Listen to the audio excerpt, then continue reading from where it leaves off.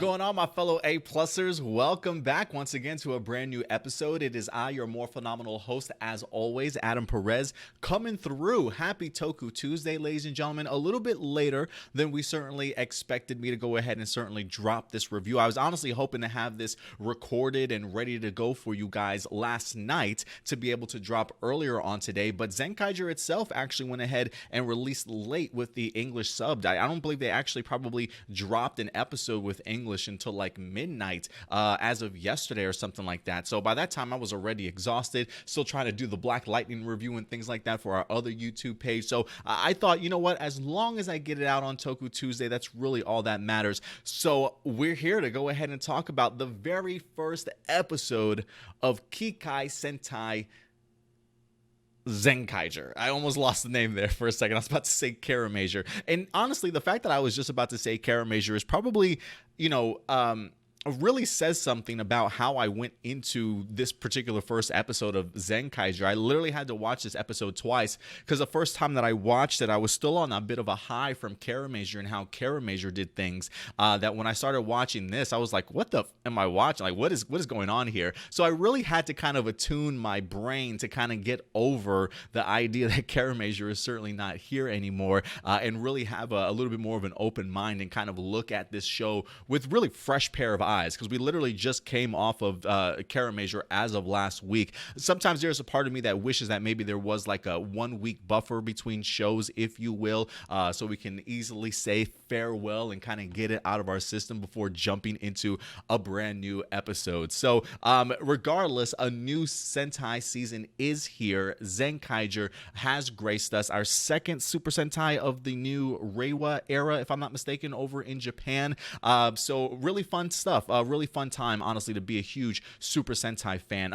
As of right now, I don't necessarily have an overlay set up like we did for Kiramager, but I probably will work on that and have something set up at least by next week. It's the idea of wanting to see what the show was like, get a vibe for it, you know what I mean, before putting something together, guys. So definitely look forward to seeing more of Zenkaiger on the screen in this area once we get back here for episode number 2. So, after getting over Kiramager and going back into this show, I gotta say, man, first and foremost, great theme song.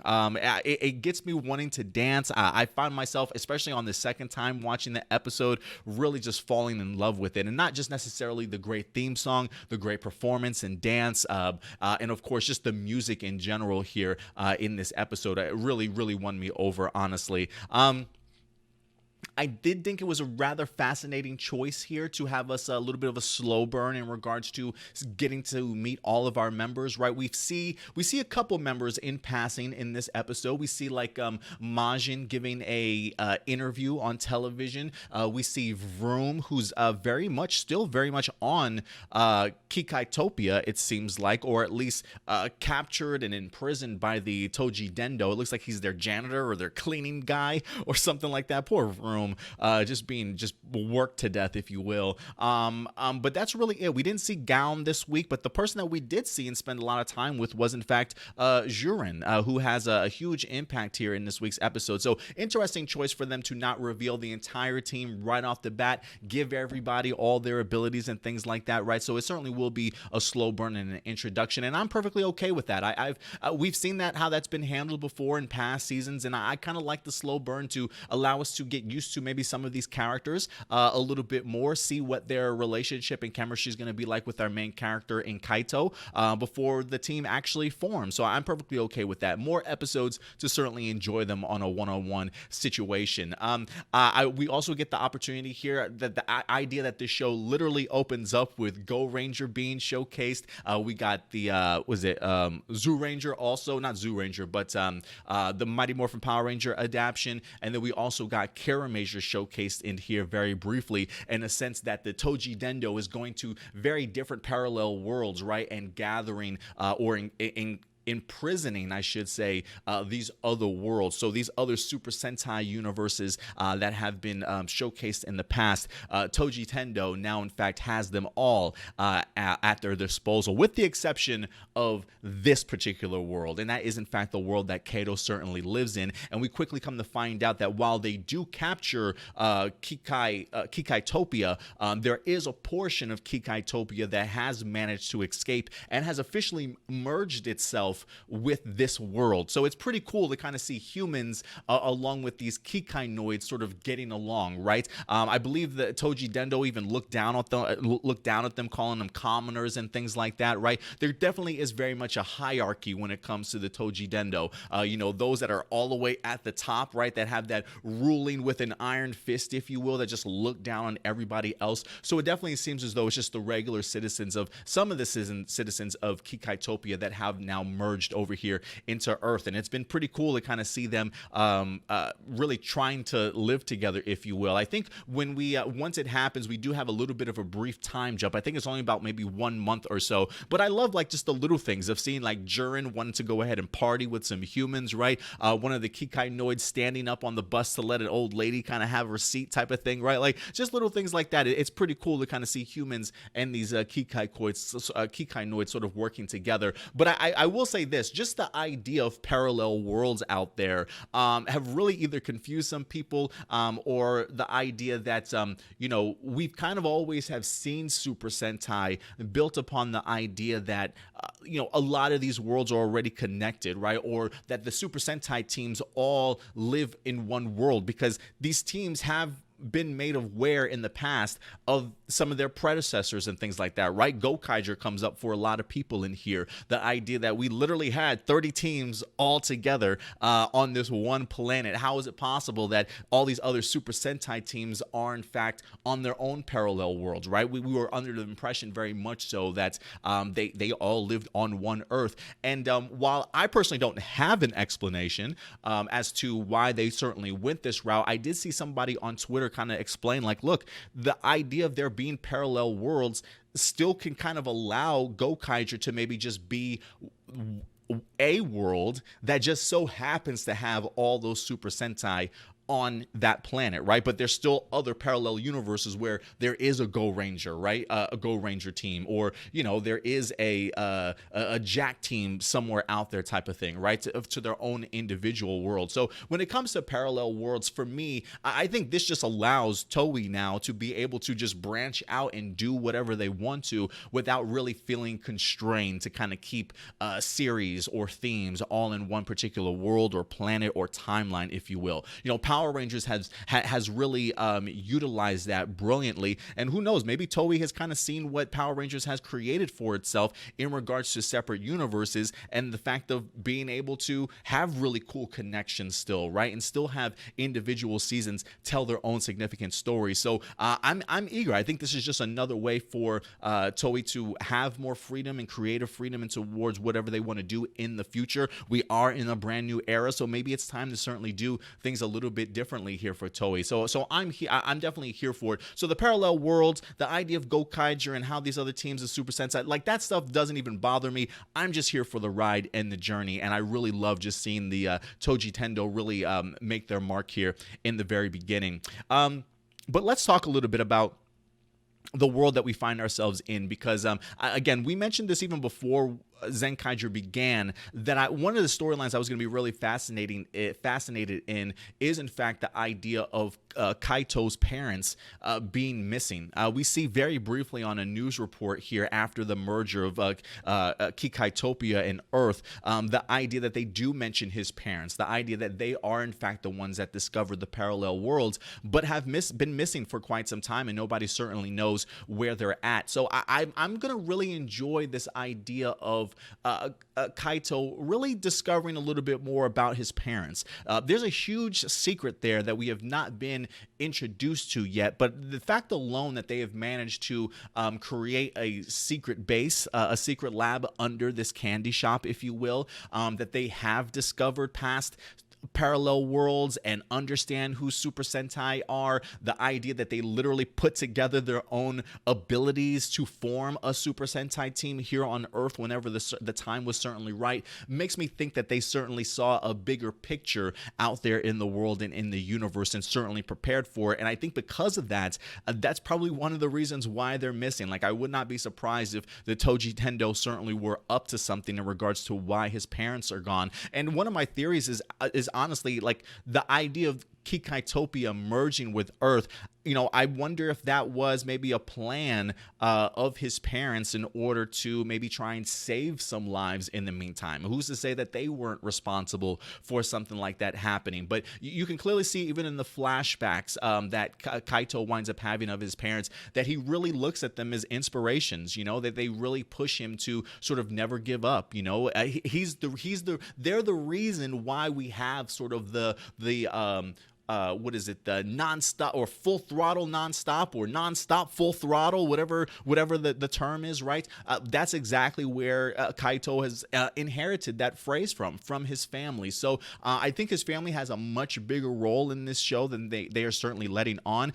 Anytime you get professors that discover something and are now missing, yeah, I'm expecting definitely a plot point there in regards to them hopefully being resolved at one particular point in time. But I enjoy the character Kaito. I truly do. The idea that he wants to be the first person to do something truly amazing, to have an impact in the world, and in order to kind of carry over his parents' legacy, the one thing that he certainly seems like he wants to do is do something great with his life, and that includes saving the world. And that's really what gives him sort of that motivation to go ahead and pick up these gear slingers and want to be a hero and go ahead and save his Earth. So I'm glad that he's not just overly enthusiastic just in your face all the time. He seems like a natural kid who just has great inspiration behind him. And can I get that vest, please? Like, I don't know where I got to go to buy that vest that Kaito was rocking, but I would totally rock that on a regular basis. If anybody knows where I can find a vest like Kaito, please go ahead and certainly let me know in the comment section box below for sure. Quick honorable mention, I loved his grandmother in here. I love the enthusiasm by Kaito to go ahead and hopefully try and make Granny a member of the Zenkaigers. We get to see that fantastic shot that we saw briefly in the trailer of Kaito and his grandmother with the gear slingers in hand and the big explosion in the back, sort of thing. Very action movie, if you will. So maybe one day we'll just have one of those random episodes that reveal her to be a Zenkaiger at some point in time. So who certainly knows. Also love the appearance of Sichan in here. The bird that we wind up getting really helps them find their parents' secret lab. Not only did they discover other parallel worlds, but the idea that they created the ability to transform into Zenkaigers also. So I wouldn't be surprised if Sichan has more information, and he's certainly letting on. But I am excited to kind of see how he's utilized in here. But honestly, for me, the two people that stood out to me certainly one of the people that certainly stood out to me this episode was Juran. I love the idea that we see that he has a little bit of a dilemma of having to fight sort of your own kind, but also trying to express to humans that you aren't like them, right? He even says this line, I guess to them, we all look the same. And I find that fascinating that, you've got a group of people like the Tojitendo that, in a sense, are kind of creating, I don't want to say genocide, but are really trying to wipe out sort of these commoners, if you will, or at least to kind of put them under their boot. You know what I mean? Like, they really look down on their own kind if they're not part of the Tojitendo or don't have that power, if you will. So I do find it interesting that we do have a world where the Kikainoids exist among humans, but yet now you have Kikainoids that are evil coming in, and you immediately see that the people there, fearing what they certainly don't understand, if it's a Kikainoid, now they're terrified, right? Like, they were just partying with Juran, but now that they see evil versions, now they just think everybody is like that, right? And I just think that's a really impactful sort of a message and plot line for Juran in here, because a lot of that is very much real life, to be honest with you, right? That people tend to judge groups of people just based off of the actions of a few. You know what I mean? And so the fact that you see Juran in here struggling with that notion now that people are going to view him differently, which is rather unfair to him, but you've got somebody in Kaito who at least recognizes the incredible good deed that Juran winds up doing in here by saving the kid's life, and it kind of comes full circle for him, right? And so I love the immediate sort of bond and friendship that these two wind up acquiring, because you've got Kaito who sees the good in him immediately, and then even encourages that kid to sort of thank Juran when Juran was thinking to himself, this kid is absolutely frightened of me. He thinks I'm just like everybody else. So I really love that it sort of gives Juran that little boost of confidence, to know that somebody doesn't judge him immediately based off of his appearance, and is going to give him the benefit of the doubt to kind of prove himself, because he's technically already have in saving this kid's life and trying to get him to safety. So I just think that's a really impactful way to kind of go ahead and have somebody join up as a part of a team. And Kato's just like, hey, here, man, I want you to have this. You were literally just a hero a minute ago. If there's anybody that's certainly going to be deserving of this, it's definitely you, Juran. So I love the fact that he gets to shine that way. And I love his storyline. The idea that he has that at least in this episode, the idea of having to fight against your own people and try and make a stand and let people know that, you know, we're not all alike just because we look alike or just because we might have the same color skin, right? We're all not alike. So we shouldn't be judged just based off of that. So I really enjoyed that.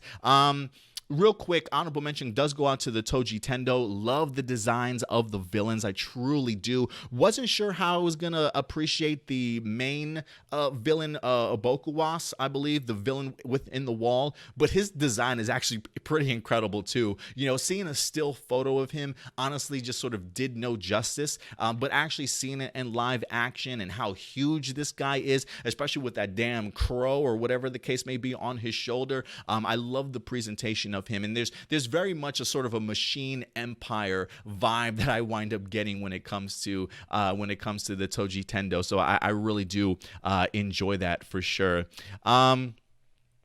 But we'll see what happens. Also, we got to talk a little bit about the action here at the end. Was a really big fan of it. The only problem with the action that I wind up having was maybe just the special effects for Juran when he winds up turning into the Tyrannosaurus.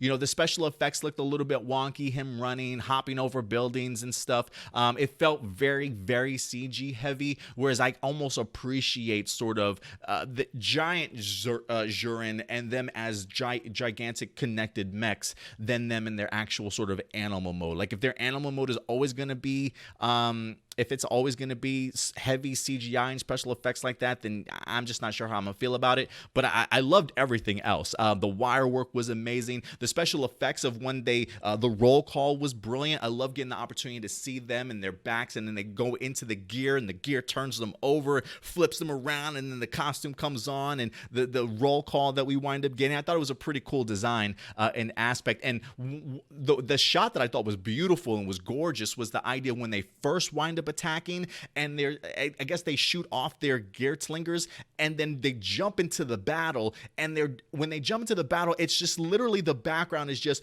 fireballs of explosions, like going in super slow-mo while they're just chopping down these Kikainoids, and then of course having Zenkaiser himself with his Geertlinger rolling out like a freaking machine gun. He's like, da, da, da. It was so intense. I absolutely loved it. He was just mowing down people.